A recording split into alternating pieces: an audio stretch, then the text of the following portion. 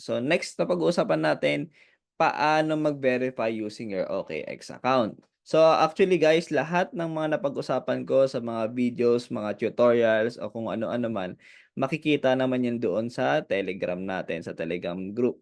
So ayan, makikita nyo mga members natin, nakalagay na lahat ng mga instruction dito. So pwede kayong i-chat nyo ako, i-chat nyo yung mga leaders ko para maka-join kayo dito sa community natin, maka-join kayo dito sa Telegram na nandito na kasi lahat ng instruction. So ayan oh, nakalista na. Paano mag-trade, paano mag-mine, paano mag-verify ng OKX account, verification, at marami pang iba na kailangan niyo matutunan. Nandito na lahat. At nag-a-update 'to kung sakali may mga bagong steps na kailangan mong gawin, nandito lang naman 'yan lahat. So ayan, pagka-click mo ng verify now, so mapupunta kayo dito and then ayan, may lalabas na ganyan, verify na ulit. Tapos yun, click niyo yung ID type na meron kayo. So pagka-click niyo, may mili ka diyan kung driver's license meron ka, national ID, passport, at kung ano-ano pa, piliin niyo lang dito.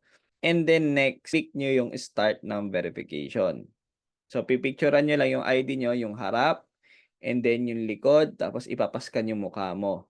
So once na matapos mo yung steps na yon, i-click mo yung back to homepage kasi i-re-review pa yan nila.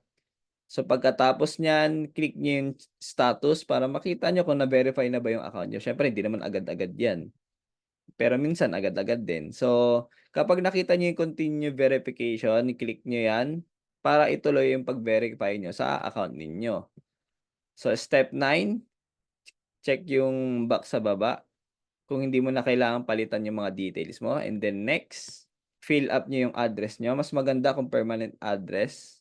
So 'pag nalagay niyo na, click next, and then ayun, okey na, nakapag-verify na kayo.